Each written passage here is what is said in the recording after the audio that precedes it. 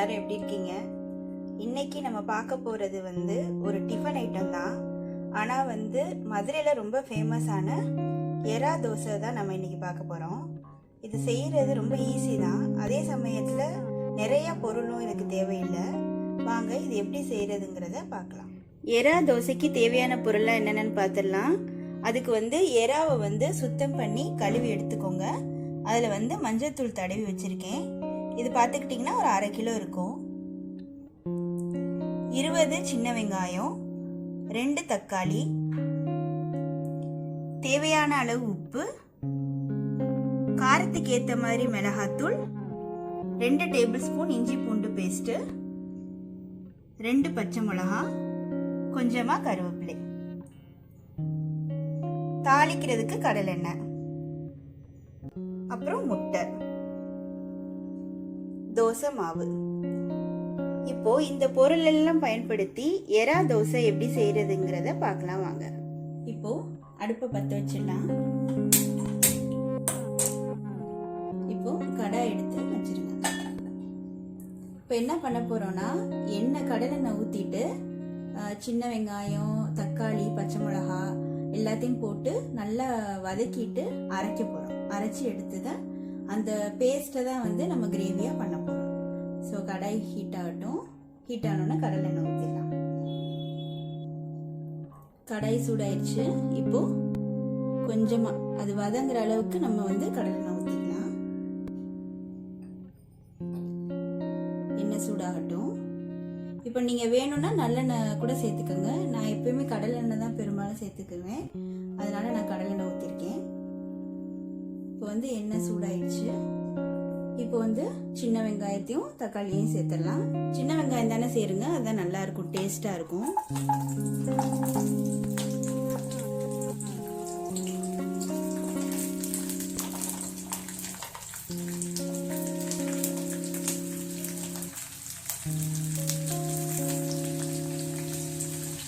First வெங்காயம் நல்லா வதங்கட்டும்.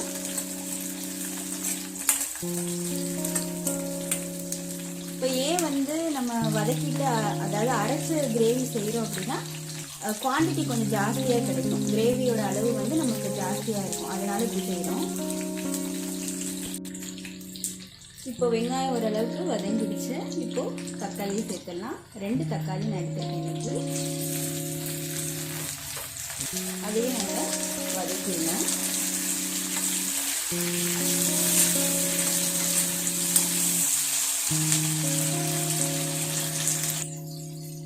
இப்போ ஓரளவுக்கு வெங்காயமும் தக்காளியும் வதங்கிடுச்சு. இப்போ பச்சை மிளகாயும் சேர்த்துடலாம்.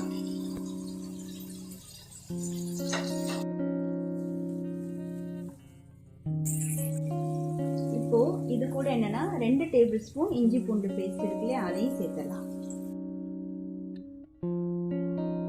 இதோட பக்குவம் எப்படின்னு பார்த்துக்கிட்டிங்கன்னா, இந்த பச்சை வாசனை போகிறதுக்கு நல்லா வதக்குங்க. இது வதங்கினதுக்கு அப்புறம் நல்லா ஆற வச்சுட்டு மிக்சியில நம்ம அரைச்சி எடுத்துக்கலாம். இப்போ கருவேப்பிலை இருந்துச்சு, அதையும் சேர்த்துக்கலாம். சேர்த்துட்டு நீங்க அடுப்பு அமர்த்திடுங்க. அந்த ஹீட்லயே கருவேப்பிலையும் நல்லா வதங்கிடும். இப்போ இதை அரைச்சி எடுத்துட்டு நான் உங்களுக்கு காட்டுறேன்.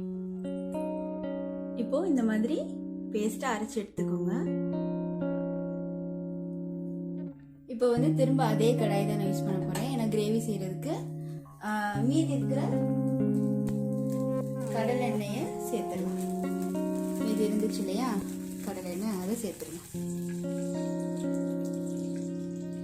இப்போ எண்ணெய் சூடானோன்னா நம்ம அந்த கிரேவியை சேர்த்து, அதாவது அந்த பேஸ்ட்டை அரைச்சிருந்தோம்ல, அதை சேர்த்துடலாம்.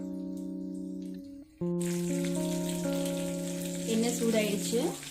இப்போ இந்த அரைச்சிருந்த பேஸ்ட்டை நமக்கு சேர்த்துடலாம்.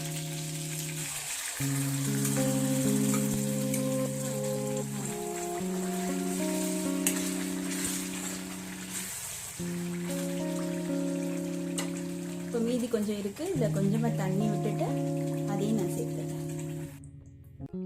இப்போ அந்த இதில் தண்ணியும் சேர்ந்து அதையும் கலந்தாச்சு. இப்போ மிளகாத்தூள் சேர்த்துடலாம். காரத்துக்கு ஏற்ற மாதிரி சேர்த்துக்கோங்க. ஏற்கனவே பச்சை மிளகாயும் சேர்த்துருக்கிறனால பார்த்துக்கோங்க.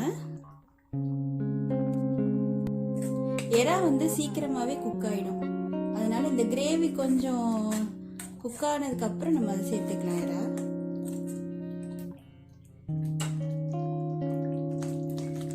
இப்போது இந்த கிரேவிக்கு தேவையான அளவு நம்ம உப்பும் சேர்த்துடலாம். சேர்த்துட்டு நல்லா கிளறி விடுங்க. ஒரு மூடி போட்டுக்கோங்க, ஏன்னா இது வந்து அப்படியே கொதிக்கும், அதனால் வெளியில் நல்லா தெரிச்சிட்டே இருக்கும். ஒரு மூடி போட்டுட்டிங்கன்னா கொஞ்சம் அங்கங்கே செதறாமல் பார்த்துக்கலாம். இப்போ வந்து ஒரு 5 நிமிஷம் இருக்கும் பாருங்கள், நல்லா கொதிச்சிருச்சு. இப்போ நம்ம வந்து எறாவை சேர்த்துடலாம்.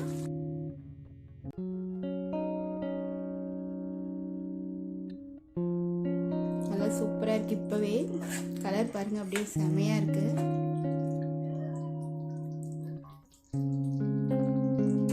இது இன்னும் ஒரு 5 நிமிஷம் இருந்தால் போதும், சூப்பராக குக் ஆகிடும். நம்ம அப்புறம் வந்து எறா தோசை ஊற்ற வேண்டியதுதான். நம்ம கிரேவி ரெடி ஆயிடுச்சு, ப்ரான் கிரேவி. இப்போ நம்ம வந்து ப்ரான் தோசை செஞ்சிடலாம். இப்போ தோசை கல் வச்சாச்சு, கல் சூடாயிடுச்சு. இப்போ தோசை ஊற்றிடலாம்.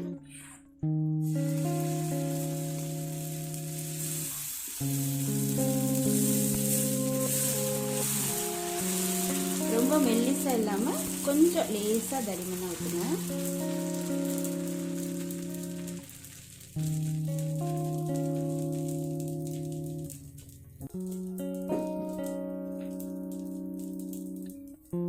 இப்போ ஒரு முட்டையை வந்து நான் இந்த மாதிரி அடிச்சு வச்சிருக்கேன். இப்போ இதை சேர்த்துடலாம்.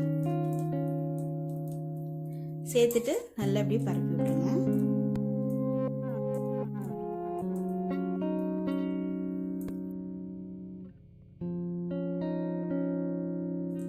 இப்போ கொஞ்சமா எண்ணெய் சுத்தி ஊத்திக்கோங்க. ஊத்திட்டு இப்போ இந்த எறா கிரேவியை இப்படி நடுவில் சென்டரா சேர்த்துக்கலாம். சேர்த்துட்டு லேசா இப்படி இப்படி பண்ணி விடுங்க. இன்னும் தேவைன்னா கூட சேர்த்துக்கலாம்.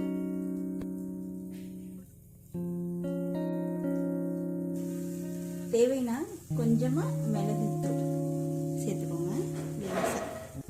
லேசா மிளகுத்தூள் சேர்த்துக்கோங்க, தேவைன்னா தான். இப்போ வந்து இது ஏற்கனவே கிரேவி குக் ஆயிடுச்சு. அந்த முட்டை மட்டும் நமக்கு நல்லா இதான போதும். தேவைப்பட்ட இப்படி இப்படி சைடா இப்படி மடிச்சுக்கோங்க. சூப்பராக இருக்கும். அதாவது எப்பயுமே கிரேவி வந்து சாதத்துக்கு நம்ம வச்சு சாப்பிட்டு தான் பழக்கம். இந்த மாதிரி செஞ்சு பாருங்க, சூப்பராக இருக்கும். குழந்தைங்களுக்கு ரொம்ப பிடிக்கும் இந்த மாதிரி செஞ்சு கொடுத்தீங்கன்னா. சூப்பராக ரெடி ஆயிடுச்சு நம்மளோட எறா தோசை. இந்த மாதிரி நீங்கள் மெல்லிசாவும் ஊற்றலாம், இல்லைன்னா ஊத்தப்ப மாதிரி கூட ஊற்றிட்டு முட்டை இல்லாமல் கிரேவியை மட்டும் சென்டரில் வச்சு அந்த மாதிரி கூட நீங்கள் பண்ணலாம். கண்டிப்பாக இதை நீங்கள் ட்ரை பண்ணி பார்த்துட்டு எப்படி இருந்துச்சுன்னு சொல்லுங்கள். எங்கள் சேனலை லைக் பண்ணுங்கள், ஷேர் பண்ணுங்கள், சப்ஸ்கிரைப் பண்ணுங்கள். தேங்க்யூ.